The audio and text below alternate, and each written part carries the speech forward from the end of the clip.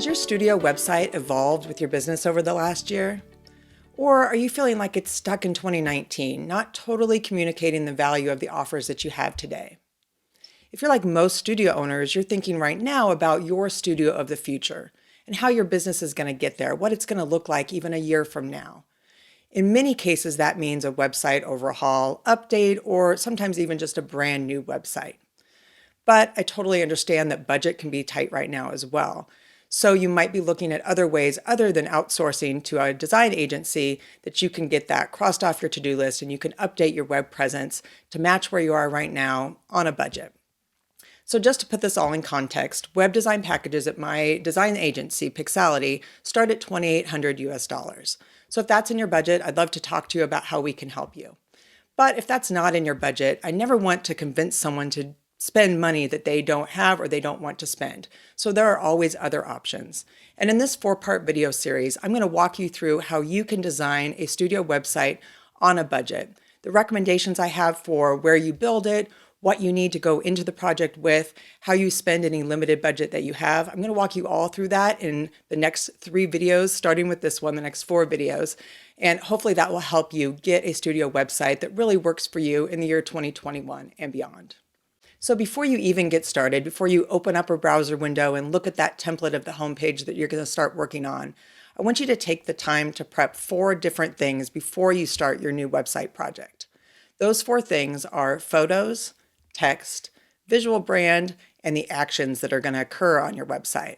So the first thing is brand photos. And if you've got any budget at all, I recommend you spend it here. Hire a local photographer, get some great photos of your space, of your community, of your classes and services. In modern web design, photos can do a lot to convey what you are and the vibe that you have and the quality of the instruction that you have. You can do a lot with photos right on the website. So that's the one brand asset I would suggest if you don't have great photos right now that you feel really represent what you do as a business, that you go out and you get some of those. The second thing is text on your website. So this is also called, for websites, it's called copywriting, and that's copywriting with a W, not to be confused with the legal term copyright with an R. But all copywriting is, it's text with the intention to persuade someone to buy something or to do something. So it's marketing text. So this is a little different than the creative writing exercises you may have done in high school or writing that is for a novel. For writing articles, editorial, it's just a different type of writing. And so writing for the web, you really want to start with the person that you're writing to. You want to tap into those pain points, the goals that your readers have, and you want to write your website with that in mind. If you need a little help with that or the photos, I've got a free guide for both of those that I'll show you at the end of this video how you can grab that. And that can walk you through at least getting your brand voice down on paper and getting a start on writing that website. For now, for this prep phase, I would suggest just working on your homepage. Get your brand messaging down and your brand voice down for that homepage, and then you can move on to the other pages as you're building them out. The third thing I want you to give some thought to before you jump into this website project is your visual branding. So your visual brand is your logo, of course, but it's also your colors, your fonts, any background textures you have, any design elements that you repeat throughout your branding, throughout your visual presence. So this is more about setting boundaries at this point than anything. You want to have that clear in your head what types of fonts and colors and things that you're going to use once you jump into your website. So you're not looking at this blank slate and just start throwing a bunch of things together. If you need some help with this, Olivia Lopez, who's Team Pixality's brand expert, she's got a great ebook that I'll link up for you.